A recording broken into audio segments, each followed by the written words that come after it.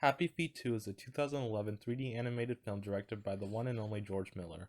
I'm going to say it was a pretty good sequel.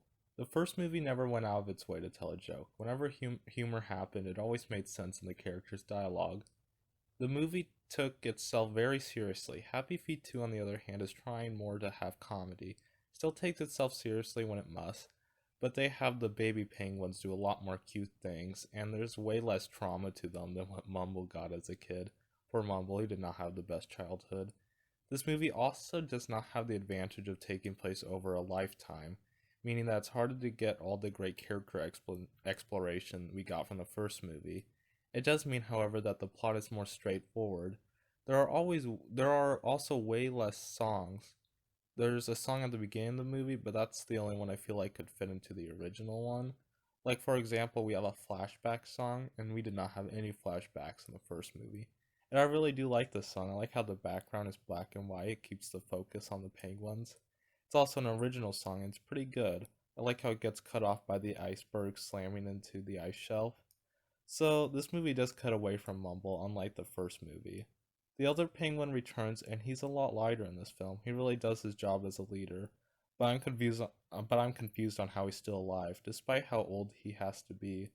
Mumble's parents, despite being a big part of the last film, get like maybe one scene. I don't even know if it was them. Weird how they left them out like that. Maybe they didn't want too many characters, just like how the four amigos had a smaller role. They were still, of course, great and were with Mumble the whole time trying to free the Emperor Penguins. Ramon did get his own little character arc, nothing big or hugely impactful, but it was hilarious, especially when he jumped off the cliff. I took Spanish for 3 years and I don't have any idea what he said. There is a great interview of the director talking about Robin Williams. I'll try to put in the description if I can find it. Quick thing, but I find it weird it's called a Deliland, despite there being so many chinstrap penguins. Also, Sven doesn't make any sense. He's supposed to be from North Scandinavia, I think. He sings a Romanian song claiming it's Spanish, and he says ciao to say goodbye, but that's Italian.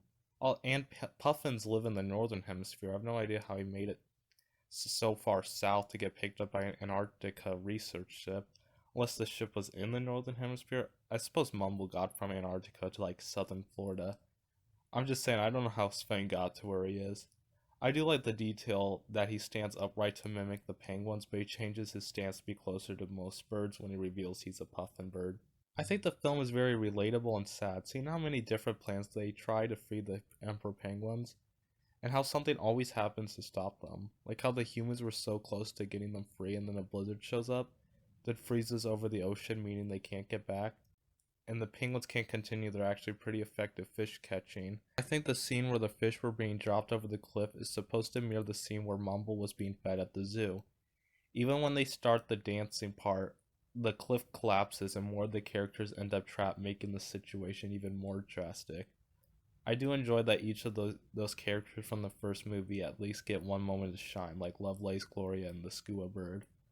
Also, I still can't tell if Lovelace let go of that string to save Eric or if he just couldn't hold on himself. But this movie does come with that problem that characters show up, lose their use, then leave or get trapped.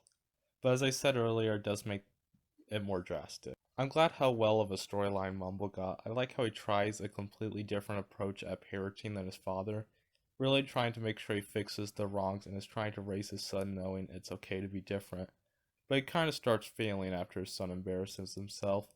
And Sven ends up being a mentor, which makes Mumble jealous, and he's trying to teach his son he can be what he wants, but also be realistic. It's a very hard lesson to learn. After Sven reveals he's not a penguin, Mumble saves Eric, of course with the help of the Migos.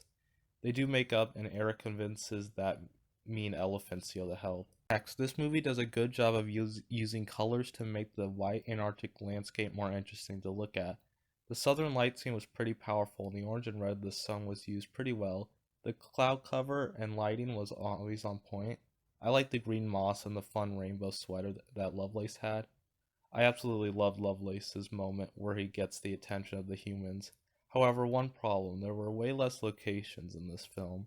The first movie went around a lot and kept it interesting. I mean, not just that, but even when Mumble met the Amigos for the first time, why not have a leopard seal there just to keep the scene more tense and even more fun to watch? and the killer whale action scene was great. The tension was real there, especially with poor Lovelace not being able to breathe the whole time. And I don't think we have that as much in the second film. It's still there, and it's not like it makes the movie bad. I'm just pointing it out. I will say the school attack was scary, and the Adeli rescue was almost as great as the helicopter scene from the first movie. Now, I can't not finish this review without talking about the Krill. Now, they were voiced by some obscure voice actors. I'm not even sure if they've ever been in a theatrical role before this, but they did a pretty great job, and I hope they get more work after this. The Krill side plot is actually pretty good. It's good to have them so you can have a change of location from the rest of the movie. The film excels at showing the world from their point of view. Like, you can see the particles in the water and every flake of snow and every water droplet. And you're having a scene with a chainsaw, why not have a Krill jump around it? The movie actually makes the Krill cute. I mean, I never thought I'd root for a Krill, but here I am. It also makes for some fun dialogue, like, there's no such thing as free will. The swarm looks beautiful, and the whale scene is definitely one of the best. I like how they kind of get mixed into the main story, but they're mostly doing their own thing. And poor Will got so much torture when he got on land, but it's also pretty funny to watch. The jellyfish scene was definitely one of the best scenes they had, especially with John Powell's music. I like how even in the end, his very tiny step matters in collapsing the iceberg, and Bill and Will's chemistry was just so great. I think the movie does a good job of making everyone look different. I don't know how they made two Krill look different without exaggerating their features to be really cartoony, but they did. I mean, all the background animals look different, and really worked with the message of the movie, how every step mattered. I think overall the movie's a great sequel. It takes its threats seriously. I mean, the opening of the film where the iceberg breaks off is eerie, and the scene where it crashes into the ice shelf is scary. The characters are fun, and the story is interesting to watch. Well, that's all I got for today's video, and as always, thanks for watching.